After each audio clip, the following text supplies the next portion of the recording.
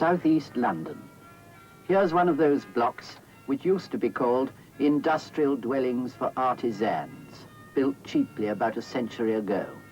Southeast London. It was bombed thoroughly and cruelly by Hitler and is still in want of repair.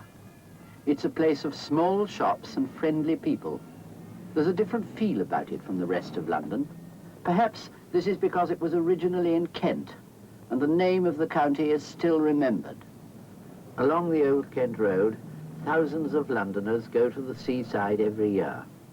If only they turned off the main road for a moment, they could explore the Weald of Kent, which is that valley country you see at the foot of Rootham Hill. It's really the centre of Kent, and the reason why the county is sometimes called the Garden of England. Spring is a good time to begin to explore the Weald. Spring, when the hop poles are bare and the young hops scarcely discernible against the brown earth, unless you stop and look closely. Now is the time to go down byways slowly. What looks so ordinary as you travel along this Kentish lane has much to show if only you're allowed to stop and get out and look. Even the commonest wildflowers shine. The Kentish poet Edmund Blunden well described this time of year down here. When the young year is sweetest, when the year is a symphony of sounds and sights and seeings.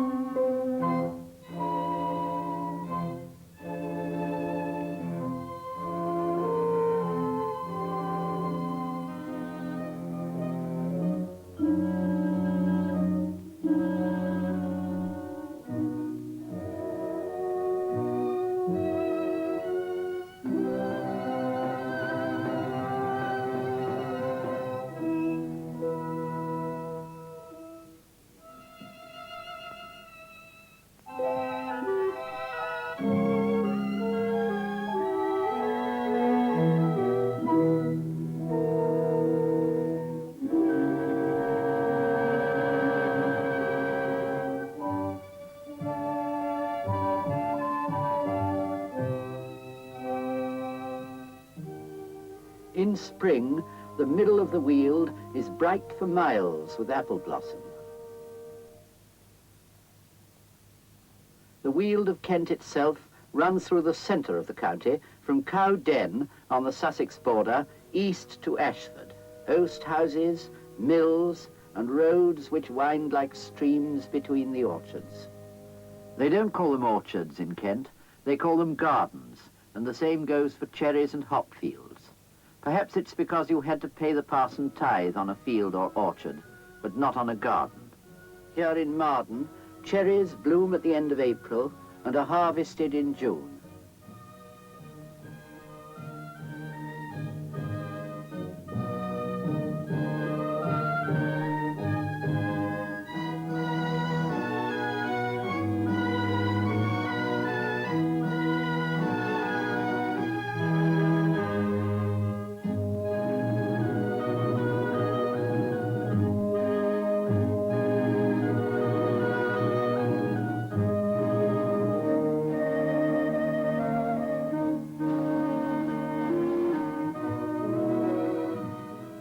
Let's go and look at Smarden, another village deep in this district of nuts and hops, apples and cherries. There it is, and it's in a part where stone was hard to get. Stone was only used for the church, the most important building in the parish. The houses are mostly of timber, for that was plentiful. In Georgian times, they covered the old walls with weatherboarding like this to keep out the wind and rain.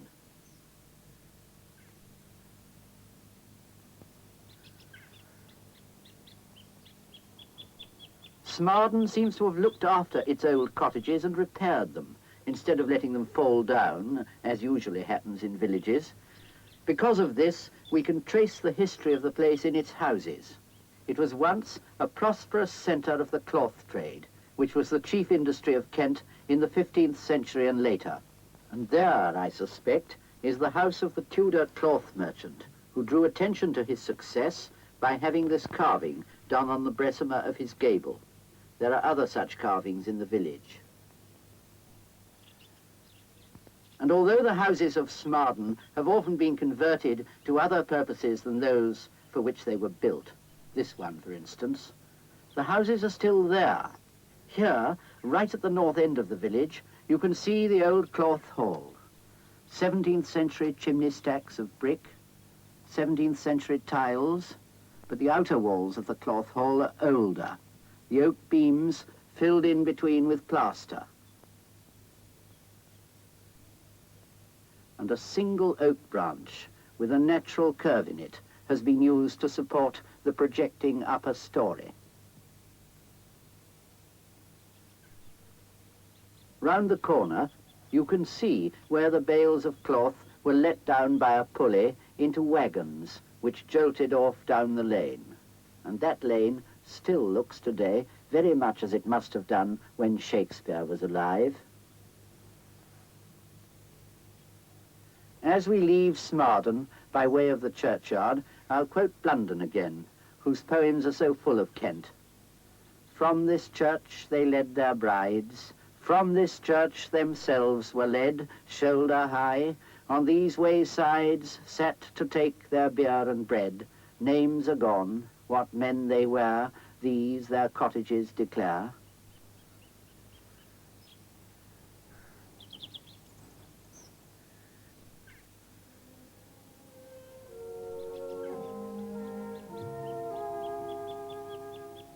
Summer brings the cricket, and Kent is a cricketing county. On the green they watched their sons, playing till too dark to see, as their fathers watched them once, as my father once watched me.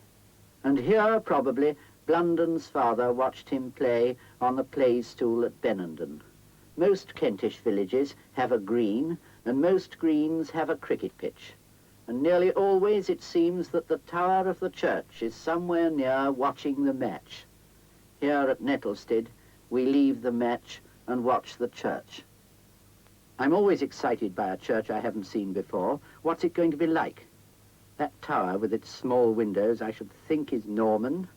Under these table tombs lie the bones of Georgian yeoman farmers. My goodness, splendid windows in the nave, about 1450 from the look of them. Very grand for so small a church.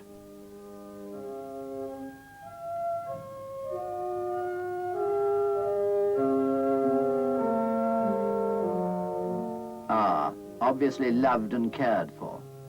Those are 17th century monuments to some great folk, either side of the chancel arch.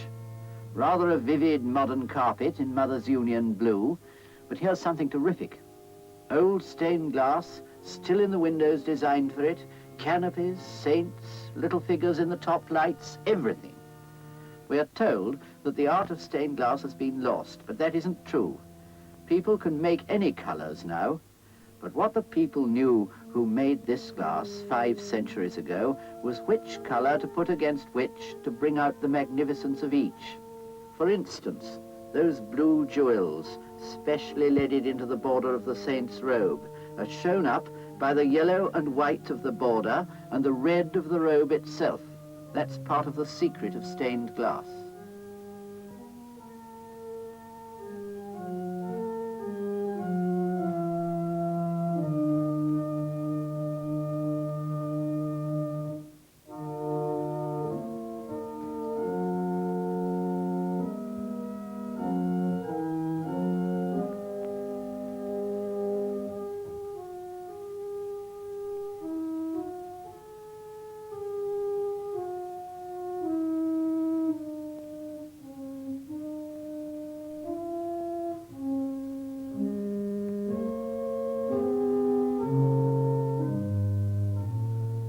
Now it's a Kentish summer.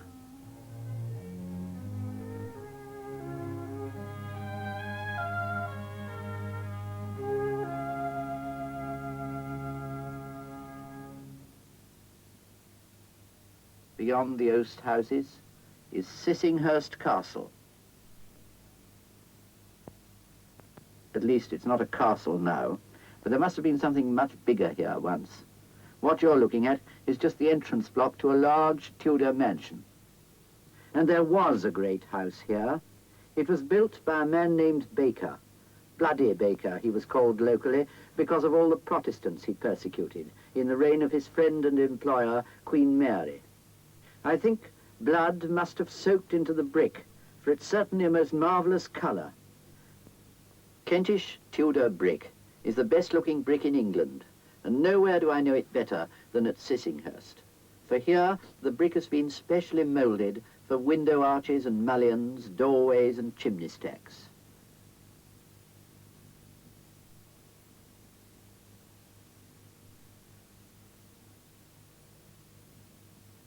And just about at the time of year that we were making this film, in fact, on August the 15th, but in 1550, Queen Mary did come to stay as Baker's guest. She must have passed through the entrance courtyard, which still remains, and she may have looked up at that brick chimney stack, and then walked on and come to this gateway tower. The point about Tudor gardens is that they were enclosed. They were the tapestries that hung on the walls of the house in winter, translated, as it were, into real herbs and flowers. Tudor gardens were secret places in a frame of high brick walls. Lady Nicholson has restored this part of her garden at Sissinghurst back to what the Tudor gardens here must have been like when the great house was still standing.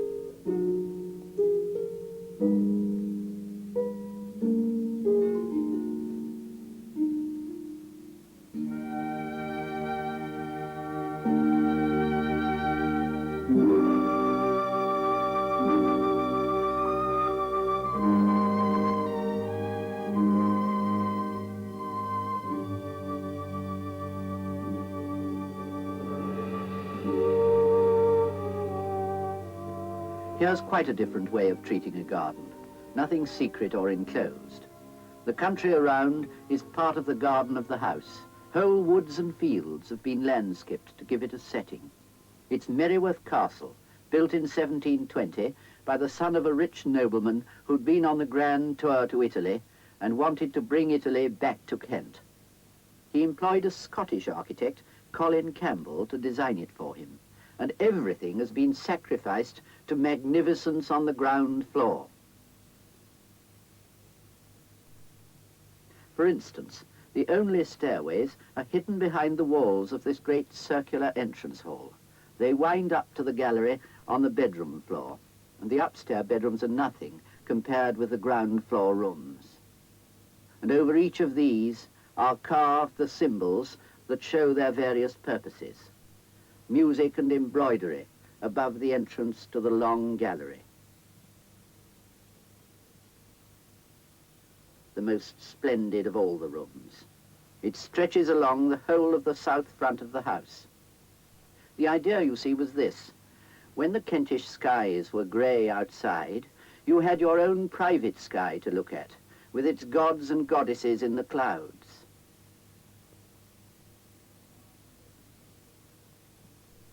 And the plasterers and decorators and painters of these great ceilings took great pride in making it difficult to discern which was carving and which was painting. That urn, for instance, with the decoration around, is painted to look as three-dimensional as possible, so as to blend in with the carved wood of this chimney piece below, which is the real thing. And the light thrown up from snow in the park in winter outside would be heightened by the touches of gold on those leaves and on that goddess. The richest of all the rooms in Merryworth is quite small, the card room. Watch that floor of inlaid parquet. In the 18th century, a usual scheme for decoration inside was dark floor, medium-coloured walls and light ceiling. And the Brussels tapestries around this room represent the 4 continents. You're looking at Asia.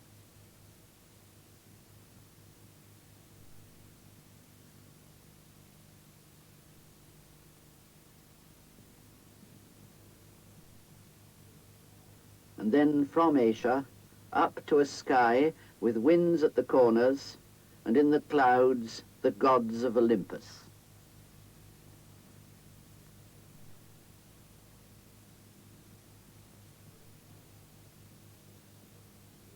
Outside the house, the classical fantasy is kept up.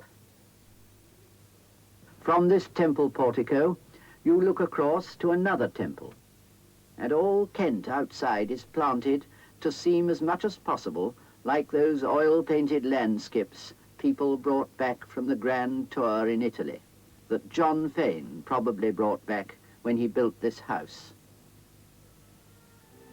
That formal garden in the foreground is Victorian. I think really there should be grass coming right up to here where we're standing.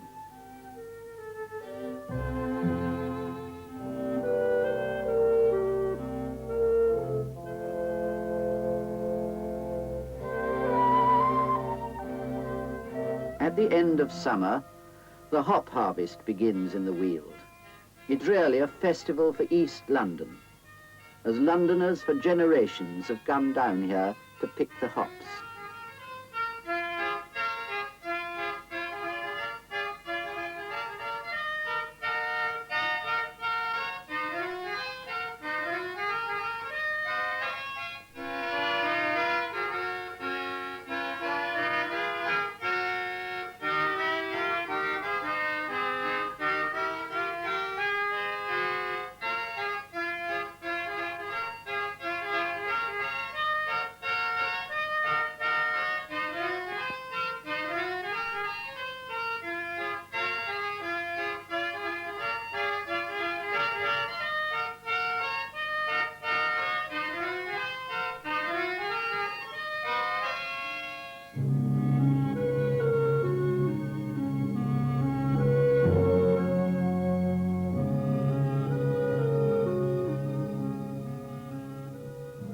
For something so near to London, it's strange that there should be anything so remote, hidden and peaceful as Bayham Abbey. It's on the Sussex border, and the building was started in about 1250. That's the nave. And it's rather a relief to find a ruin which is quite unofficial like this, and not too tidied up and stuck about with notices. Along these cloisters, about 6 centuries ago, the white canons must have walked. Here in this silence, it's possible to imagine them in their white habits, leading the austere life peculiar to their branch of the Augustinian order. We know that they were much liked locally, for when the abbey was dissolved, the people round about rose up and drove out the commissioners of Henry VIII.